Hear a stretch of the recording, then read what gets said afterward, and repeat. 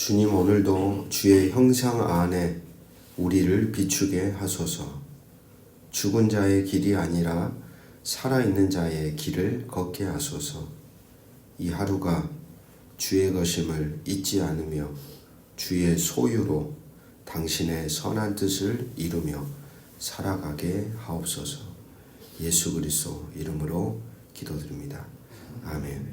오늘 우리에게 주시는 기록된 하나님 말씀 누가복음 20장 19절부터 40절까지입니다. 오늘 본문에는 예수님께 던져진 두 개의 질문, 그것을 중심으로 두 단락의 이야기가 전개되고 있습니다. 첫 번째는 바리새인 서기관들이 던진 질문, 그리고 두 번째는 사두개인들이 던진 질문입니다. 두 경우 모두 목적은 단 하나였습니다.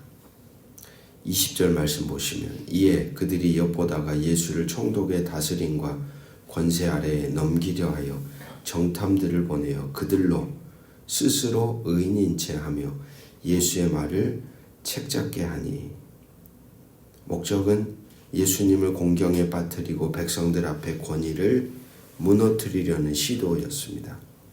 하지만 예수님은 단지 그 함정을 피하시는 데 머무르지 않으시고 그 질문을 하나님 나라의 진리를 드러내는 기회로 바꾸십니다. 참 이 사람들이 대단한 것 같습니다. 오늘 본문에도 보면 의인인 채 하며 예수의 말을 책잡게 하려는 사람들의 입에서 나오는 말을 들어보십시오. 21절 말씀입니다. 21절. 그들이 물어 이르되 선생님이여 우리가 아노니 당신은 바로 말씀하시고 가르치시며 사람을 외모로 취하지 아니하시고 오직 진리로서 하나님의 도를 가르치시나이다. 참 얼굴은 뻔뻔하게 좋은 말은 다 갖다 붙이면서 속으로는 칼을 갈고 있는, 여러분, 우리가 인생을 살아가다가도 보면 이런 사람들을 만나는 경우들이 있죠. 어떻게 그러면 얼굴이 그렇게 면이 많은지 모르겠습니다.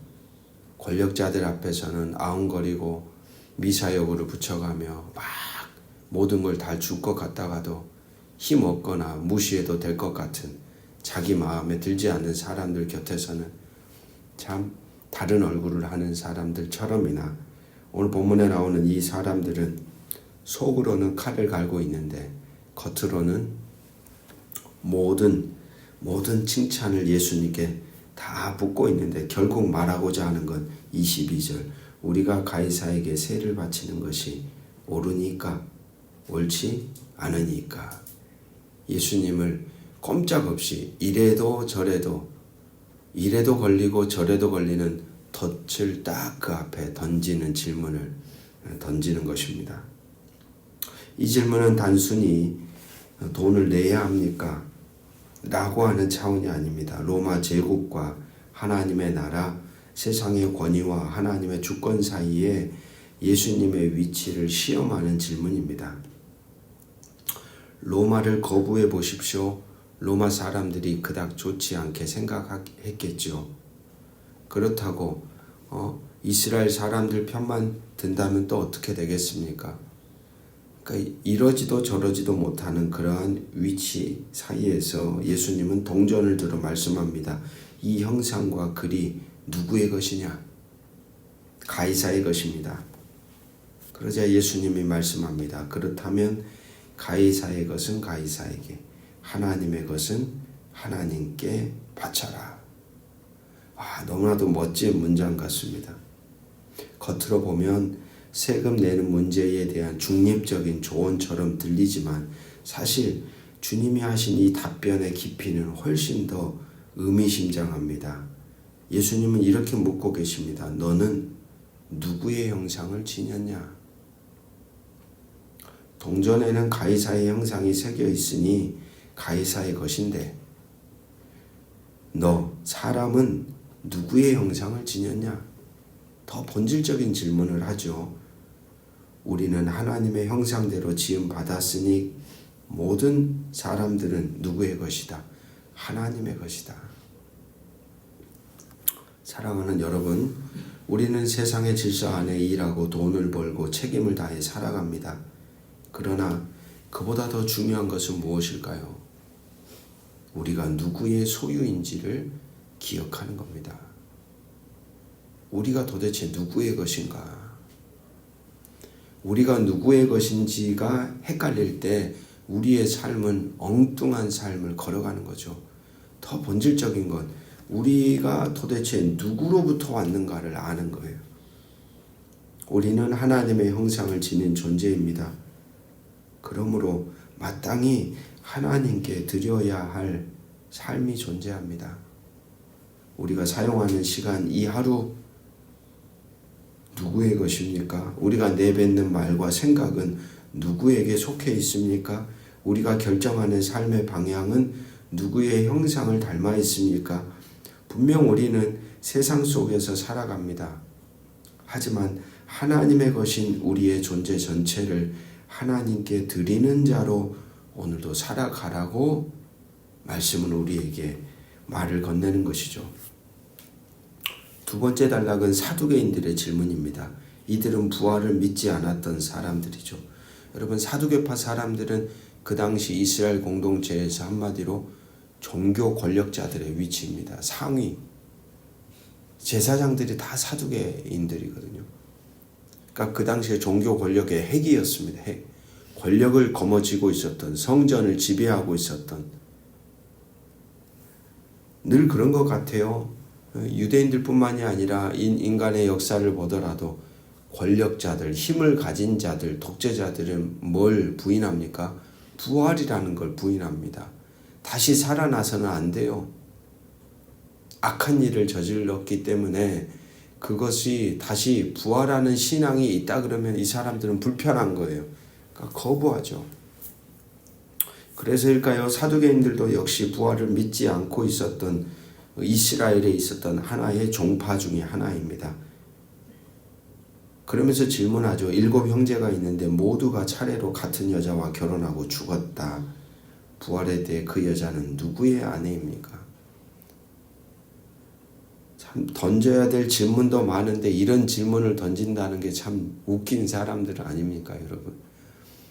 부활 뒤에, 죽음 뒤에 일은 하나님이 알아서 하실 건데 자꾸 그것에 목숨을 거는 사람들이 있습니다. 이 사람들은 목숨을 거는 게 아니라 주님을 어떻게 해서든 틈을 삐집고 들어가서 주님을 넘어뜨리려고 하는 거죠.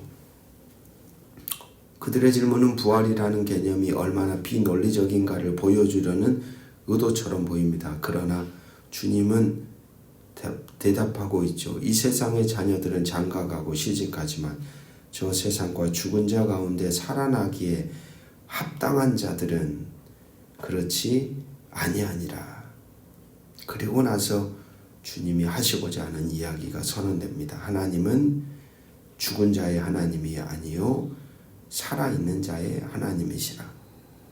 모든 사람이 그에게는 살아있느니라. 여러분, 부활은 단순히 죽은 이후 어떤 상태가 될지를 논하는 개념이 아닙니다. 예수님은 오히려 이렇게 되묻고 있는 것처럼 들립니다. 너는 지금 나와 맺어진 관계 안에서 살아있는 자처럼 살고 있느냐? 왜요? 아브라함, 이삭, 요셉 이미 다 죽었다고 생각하는 그들조차도 지금도 여전히 나와의 관계 안에서 뭐하고 있으니까? 살아있으니까.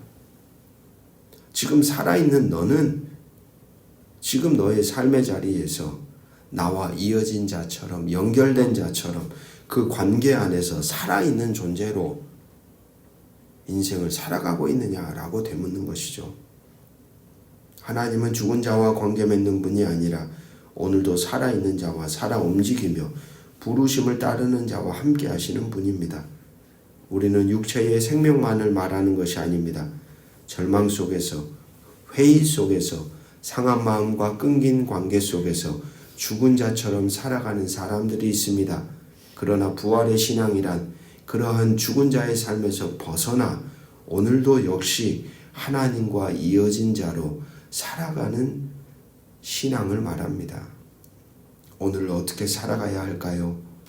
부활의 소망으로 하나님과 맺어진 관계 안에서 살아있는 자처럼 하나님과 여전히 연결되어 있는 자답게 하나님의 생명이 우리 안에 흐르는 자로 지금 여기에서 우리의 존재 전체를 다해 주어지는 이 하루의 삶을 또한 저와 여러분이 걸어가기를 주의 이름으로 축복합니다. 부활은 먼 미래의 희망이 아니라 지금 여기 우리 존재 전체를 다시 일으키는 힘입니다. 기도하겠습니다. 당신의 형상이 새겨진 하루를 엽니다. 동전 속 초상보다 내 마음에 새겨진 당신의 형상을 기억합니다. 세상의 질서 속에 휘청일 때에도 당신의 나라가 흔들리지 않음을 믿습니다. 작은 대답 하나로 깊은 지혜를 품게 하신 주님, 오늘 우리도 그렇게 살기를 원합니다.